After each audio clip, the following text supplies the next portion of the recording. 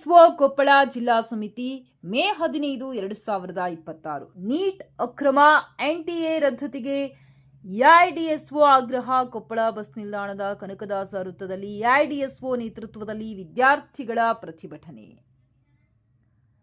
Koppal NEET UG ಪ್ರಶ್ನೆ ಪತ್ರಿಕೆ ಸೋರಿಕೆಯ ಹಿನ್ನೆಲೆಯಲ್ಲಿ ಪರೀಕ್ಷೆಯನ್ನ ರದ್ದುಗೊಳಿಸಲಾಗಿದ್ದು, ಈ ಕೂಡಲೇ ಪ್ರಶ್ನೆ ಪತ್ರಿಕೆ ಸೋರಿಕೆಗೆ ಕಾರಣರಾದವರಿಗೆ ನಿರ್ದಾಕ್ಷಿಣ್ಯ ಶಿಕ್ಷೆ ವಿಧಿಸಬೇಕು ಹಾಗೂ ಎನ್ಟಿಎಯನ್ನು ರದ್ದುಗೊಳಿಸಬೇಕೆಂದು ಆಗ್ರಹಿಸಿ ಕೊಪ್ಪಳದ ಬಸ್ ನಿಲ್ದಾಣದ ಕನಕದಾಸ ವೃತ್ತದಲ್ಲಿ ಎಐಡಿಎಸ್ಒ ನೇತೃತ್ವದಲ್ಲಿ ವಿದ್ಯಾರ್ಥಿಗಳು ಪ್ರತಿಭಟನೆ ನಡೆಸಿದರು.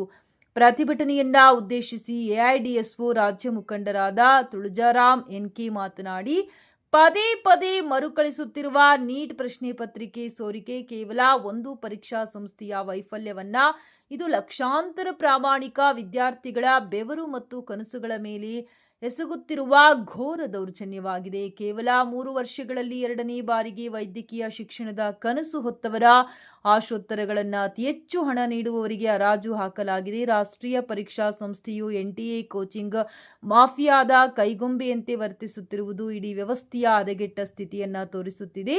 ಈ ವ್ಯವಸ್ಥೆಯು ವಿದ್ಯಾರ್ಥಿಗಳಲ್ಲಿ ತೀವ್ರ ಆತಂಕ ಮತ್ತು ಹತಾಶೆಯನ್ನು ಮೂಡಿಸಿದೆ. ಕೇವಲ ಲಾಭಕ್ಕಾಗಿ ಸಾರ್ವಜನಿಕ ಶಿಕ್ಷಣ ವ್ಯವಸ್ಥೆಯನ್ನ ವ್ಯವಸ್ಥಿತವಾಗಿ ನಾಶಪಡಿಸುತ್ತಿರುವುದು ಖಂಡನೀಯ.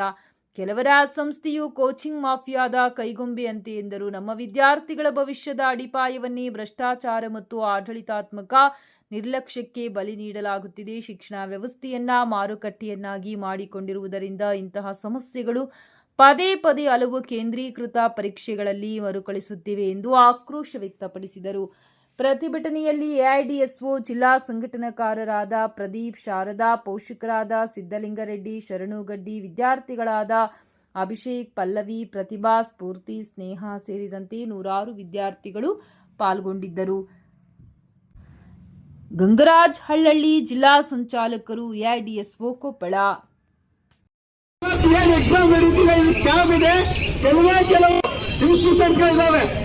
ಎಲ್ಲ ಅವ್ರ ಪರವಾಗಿ ನಡೀತೆ. ಇವತ್ತು ಯಾವ ಕೆಲವೇ ಟಾಪ್ ಇನ್ಸ್ಟಿಟ್ಯೂಷನ್ಸ್ ಇದಾವೆ, ನೀಟು JEE ಯಾರು ನಡೆಸ್ತಾರೆ ಅವ್ರು ಕೆಲವೇ ಇನ್ಸ್ಟಿಟ್ಯೂಷನ್ಸ್ ಇದಾವೆ, ಅವರಿಗೆ ತಕ್ಕಂತೆ ಮಾಡ್ತಿದ್ದಾರೆ. ಇವತ್ತು ನಮ್ಮ ನಾಚಿಕೆ ಆಗ್ಬೇಕು ಸರ್ಕಾರಕ್ಕೆ.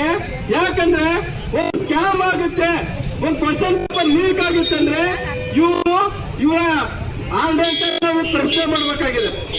ಏನ್ ಮಾಡಕ್ ಕೊಟ್ಟಿದ್ದಾರೆ ಹಂಗಾದ್ರೆ? ಇಲ್ಲಿ ಎಐಡಿಎಸ್ ಖಂಡಿಸ್ತಾ ಇದೆ. ಜೊತೆಗೆ ಸ್ನೇಹಿತರೆ, ನೀಟ್ ಅಂತಲ್ಲ, ಇವತ್ತು ಯಾವುದೇ ಸರ್ಕಾರ ಬರಲಿ, ಇವತ್ತು ಬಡವರ ಪರವಾಗಿ, ಮಧ್ಯಮ ವರ್ಗದ ಪರವಾಗಿ ಯಾವ ಶಿಕ್ಷಣ ನೀತಿಗೆ ಬರ್ತಿಲ್ಲ. ಎಲ್ಲ ದುಡ್ಡಿನ ಸೊತ್ತಾಗ್ತಿದೆ, ದುಡ್ಡಿನ ಬರ ಆಗ್ತಿದೆ. ಇವತ್ತು ಶಿಕ್ಷಣ ಎಷ್ಟು ಖಾಸಗೀಕರಣ ಆಗ್ತಿದೆ ಅಂದ್ರೆ, ಮೆಡಿಕಲ್ ಓದ್ಬೇಕಂದ್ರೆ ಇವತ್ತು ಮೆಡಿಕಲ್ 400 ಸೀಟು ಈ ರಾಜ್ಯದ ಬೇಡಿಕೆ ಮೇಲೆ 400 ಸೀಟ್ ಬಂದಿದೆ ಮೆಡಿಕಲ್ ಕಾಲೇಜ್ಗೆ. ಆ 400 ಸೀಟು ಕೂಡ NRI ಕೋಟದಲ್ಲಿ ಮಾಡ್ತಾ ಇದ್ದಾರೆ. ಸೀಟಿಗೆ ಎಷ್ಟು ಗೊತ್ತಾ? ಗೌರ್ಮೆಂಟ್ ಸೀಟ್ ನಾನು 25 ಲಕ್ಷ ಅಂತ ಹೇಳ್ತಿದ್ದಾರೆ ಆಫೀಸಲ್ಲಿ. ಒಂದು ಸೀಟಿಗೆ ಗೌರ್ಮೆಂಟ್ ಕಾಲೇಜ್ ಸೀಟ್ 25 ಲಕ್ಷ. ಇಲ್ಲಿ ಪ್ರೈವೇಟ್ ಅನ್ಅಫಿಷಿಯಲ್ ಎಷ್ಟಿದೆ ನಮ್ಗೆ ಗೊತ್ತಿಲ್ಲ. ಈ 25 ಲಕ್ಷ ಕೊಟ್ಟು ಯಾರು ಓದ್ತಾರೆ? ನಾವು ಓದಕ್ಕಾಗತ್ತಾ? ನಮ್ಮೆಲ್ಲ ದುಡ್ಡಿದೇನಾ? ಅಂದ್ರೆ ಏನು? ನಿಮ್ಮ ಹತ್ರ ದುಡ್ಡಿದೆ, ಮೆಡಿಕಲ್ಗೆ ಬರ್ರಿ.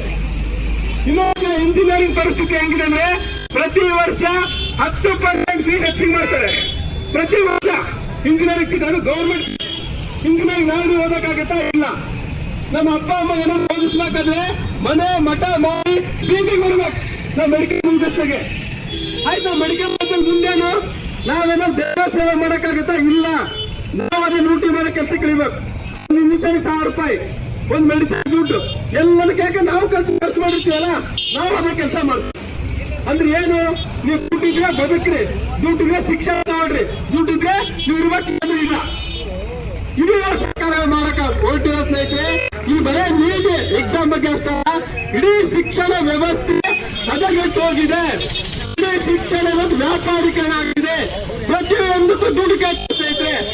ಇವತ್ತು ಡಿಗ್ರಿ ಸ್ಟೂಡೆಂಟ್ಸ್ ಬರೀ ಗೌರ್ಮೆಂಟ್ ಕಾಲೇಜ್ಗಳಲ್ಲಿ ಎಲ್ಲರೂ ಕೂಡ ಏನು ಮಾಡ್ತಾರೆ ಅಂತಾನೆ ರಿಸಲ್ಟ್ ಕೊಂಡ್ಬಿಡ್ತಾರೆ. ಮಾರ್ಕ್ಸ್ ಕಾರ್ಡ್ಗಳು ಕೊಡ್ತೀರಾ ಇವತ್ತು ನಿಮ್ಗೆ ಗೊತ್ತಿರ್ಬೋದು. ಕೇವಲ ದುಡ್ಡು ವಸೂಲಿ ಮಾಡ್ತಾರೆ. ಇವತ್ತು ಏನೇ ದುಡ್ಡು ದುಡ್ಡು ದುಡ್ಡು ದುಡ್ಡು.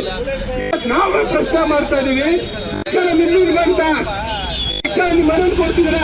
ಇವಾಗ ಸರ್ಕಾರಿ ಶಾಲಾ ಕಾಲೇಜುಗಳು ನಡೆಸಿರೋ ಜನವೇ ಗೊತ್ತಿಲ್ಲ.